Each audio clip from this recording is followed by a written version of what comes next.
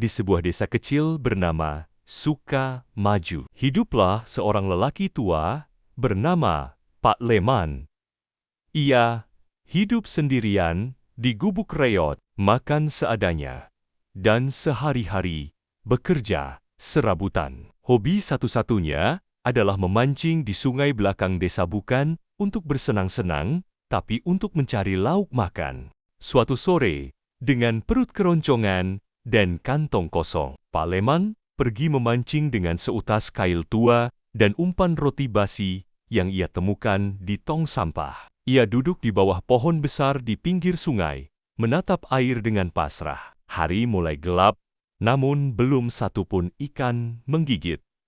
Tiba-tiba, ujung pancingnya bergerak keras. Dengan sekuat tenaga, Pak Leman menarik kail itu. Betapa terkejutnya dia saat mendapati seekor ikan mas besar berwarna keemasan tersangkut di ujung pancingnya. Tapi yang lebih mengejutkan, ikan itu berbicara. "Pak Tua, tolong lepaskan aku. Sebagai gantinya, aku akan mengabulkan satu permintaanmu." Pak Leman mengira ia berhalusinasi karena lapar, tapi suara ikan itu begitu nyata. Setelah berpikir sebentar, ia berkata, "Aku cuma ingin hidup tenang, punya rumah layak, dan bisa makan tiap hari." Ikan itu menyentuh air dengan ekornya, dan seketika cahaya menyilaukan memancar dari sungai. Dalam sekejap, Pak Leman tidak lagi berada di tepi sungai, melainkan di halaman sebuah rumah besar. Bajunya berubah menjadi rapi, ada meja penuh makanan di depannya, dan warga desa mulai berdatangan mengucapkan selamat. Rupanya, keesokan harinya, tanah tempat rumah barunya berdiri ditemukan mengandung emas. Wartawan, pejabat, dan para pengusaha datang silih berganti, membuat Pak Leman benar-benar menjadi orang terkaya di desa itu. Namun, setiap malam, Pak Leman masih berjalan ke sungai dan duduk di tempat ia dulu memancing. Ia menatap ke air dan berkata, "Terima kasih, ikan mas. Kau bukan cuma beri kekayaan, tapi juga harapan." Dan sungai itu, sejak hari itu, dikenal dengan nama Sungai Emas, tempat legenda si ikan ajaib hidup membawa rezeki bagi yang tulus hatinya. Ada orang serakah yang ingin menangkap ikan itu, tapi kena kutukan. Mau dilanjutin ke arah sana? Kabar tentang kekayaan mendadak Pak Leman menyebar kemana-mana. Banyak orang penasaran, tapi Pak Leman selalu merendah, hanya mengatakan bahwa rezeki datang dari doa dan kesabaran. Namun, di balik kekaguman warga, terselip rasa dengki dan tamak dari seseorang bernama Kardi, mantan juragan kaya yang bangkrut karena judi. Ia tak percaya bahwa kekayaan Pak Leman datang begitu saja. Suatu malam, Kardi diam-diam mengintai Pak Leman yang duduk sendiri di pinggir Sungai Mas. Ia mendengar Pak Leman berkata pelan sambil menatap air, "Semoga kau damai di alam sana, ikan emas." Kardi yang licik pun punya rencana. Malam berikutnya, ia datang membawa jaring, ember besar, dan jampi-jampi dari dukun desa. Ia berdiri di tempat yang sama dan berteriak, "Wahai ikan emas, muncul dan berikan aku kekayaan. Kalau tidak, akan kutangkap dan kujual kau ke kota." Air sungai tiba-tiba menjadi tenang, terlalu tenang. Lalu perlahan, ikan emas muncul dari dalam air, matanya menyala merah, bukan emas seperti dulu. Ikan itu berkata dingin, "Kau bukan datang dengan hati bersih. Kau datang dengan keserakahan." Kardi tertawa mengejek, lalu melemparkan jaring ke arah ikan itu. Tapi begitu jaring menyentuh air sungai bergejolak hebat, langit mendadak gelap gulita, dan angin menderu seperti ribuan suara jeritan. Teriakan Kardi menggema ke seluruh desa malam itu. Esok harinya, warga menemukan jaring robek dan ember kosong di pinggir sungai. Kardi tak pernah terlihat lagi. Orang-orang percaya dia telah ditarik ke dalam alam gaib di dasar Sungai Emas, dihukum karena keserakahannya. Sejak saat itu, tak ada lagi yang berani sembarangan datang ke sungai saat malam. Sungai Emas kembali tenang, tapi warga tahu, di kedalaman airnya ada penjaga magis yang hanya akan muncul pada orang berhati tulus. Dan Pak Lemon, ia tetap sederhana, membuka rumahnya untuk anak-anak yatim dan membantu warga miskin. Ia tahu, kekayaan yang sejati bukanlah emas, tapi hati yang bersyukur dan ikhlas. Tahun-tahun berlalu, Pak Leman telah menjadi orang tua yang bijak dan dihormati. Tapi waktu tak bisa dilawan. Saat usianya menginjak 80 tahun, ia jatuh sakit dan hanya bisa berbaring di ranjang. Sebelum meninggal, Pak Leman memanggil seorang pemuda bernama Raka, yatim piatu yang sejak kecil diasuhnya. Raka, dengarlah baik-baik. Di sungai itu, ikan mas bukan hanya makhluk ajaib, ia penjaga, sekaligus penguji hati manusia. Jika kau pernah merasa hilang arah, kembalilah ke sungai. Tapi ingat, jangan datang dengan niat buruk. Tak lama setelah itu, Pak Leman menghembuskan napas terakhir. Seluruh desa berduka.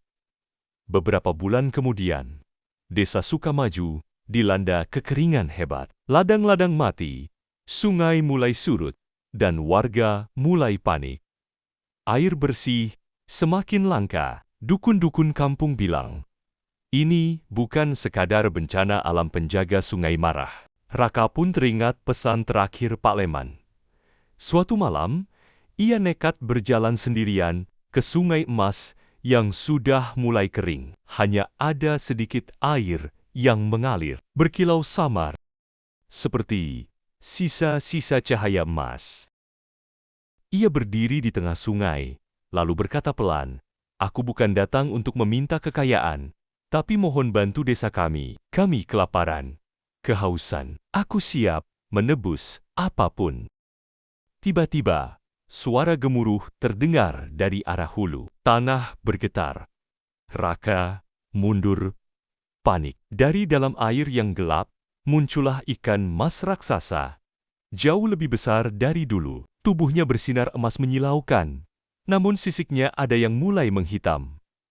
Pewaris Leman. Hati manusia mulai rusak. Aku menunggu orang terakhir yang memiliki ketulusan seperti dia. Kau adalah harapan itu. Air sungai mulai naik. Tapi bukan hanya itu, ikan emas itu menyatu dengan Raka.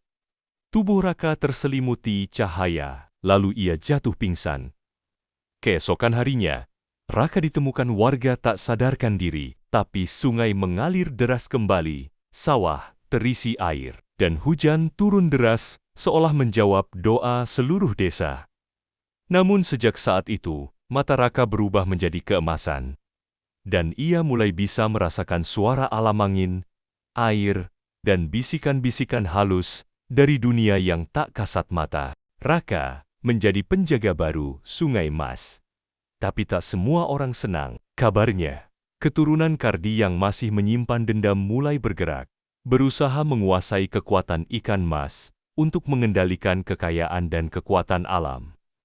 Dan kini, legenda Sungai Emas belum berakhir, karena pertarungan antara penjaga dan pewaris keserakahan baru saja dimulai. Setelah Sungai Emas kembali mengalir dan desa terselamatkan, Raka menjadi tokoh yang disegani. Tapi dalam diam, seseorang mengamati semua pergerakannya. Danu, cucu Kardi pemuda pendiam, penuh dendam, dan mewarisi ilmu hitam dari kakeknya.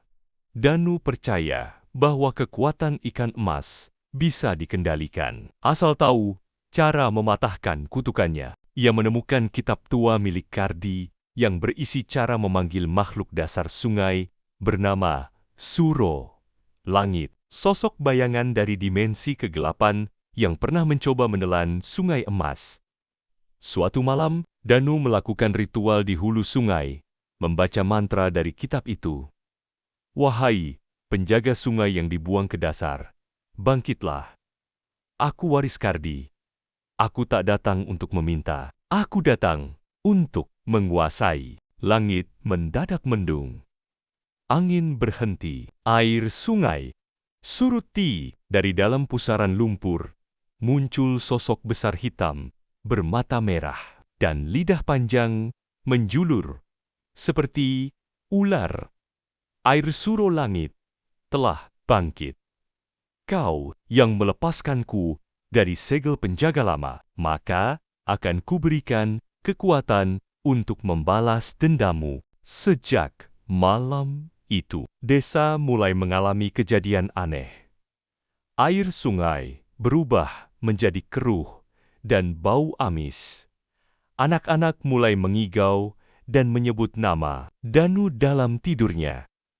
Beberapa ternak ditemukan mati mengambang di sungai. Matanya terbuka lebar, seolah melihat sesuatu yang mengerikan. Raka mulai merasakan kehadiran kegelapan itu. Saat malam, ia bermimpi melihat Pak Leman berdiri di tengah sungai. Raka, penjaga sungai, bukan hanya pelindung air, tapi penyeimbang dunia. Jika kekuatan kegelapan menguasai Sungai Mas, maka batas antara dunia manusia dan gaib akan hancur. Raka sadar, ia harus menghadapi Danu. Suatu malam, mereka bertemu di tengah sungai yang kini berwarna hitam pekat, di bawah bulan purnama. Raka berkata, "Hai Danu, kenapa kau melepaskan makhluk terkutuk hanya demi balas dendam?" Danu menjawab, "Kau dan kakekmu mengambil apa yang seharusnya milik kami. Sekarang, waktunya kami mengambil alih." Pertarungan pun pecah. Raka memanggil kekuatan air, tubuhnya dilapisi sisik emas. Tangannya bisa mengubah aliran sungai jadi cambuk petir. Danu mengendalikan bayangan, menciptakan tangan-tangan hitam dari dasar sungai yang mencoba menarik Raka ke dalam kegelapan. Petir menyambar sungai, pohon-pohon berjatuhan, tanah retak, langit berubah merah. Di puncak pertarungan, ikan emas raksasa muncul, tapi tubuhnya kini separuh hitam, separuh emas. Ia tak bisa memilih siapa yang layak. Dunia berada di ambang kehancuran. Lalu, suara gaib bergema. Hanya satu yang akan menjadi pewaris sejati, yang membawa cahaya, bukan karena kekuatan, tapi karena pengorbanan. Raka melihat kilasan wajah Pak Leman.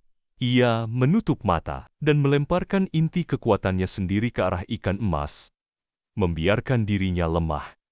Seketika, cahaya emas memancar dari ikan itu, menghancurkan bayangan suro langit dan melempar Danu ke pinggir sungai, pingsan dan kehilangan kekuatannya. Sungai kembali tenang. Namun Raka tak ditemukan sejak malam itu. Warga berkata, ia menjadi roh penjaga sungai, hidup dalam aliran air, muncul saat sungai terancam. Dan di batu besar dekat aliran sungai, tertulis ukiran misterius yang entah siapa yang menulisnya. Yang tamak akan ditelan sungai, yang ikhlas akan menjadi arus yang abadi.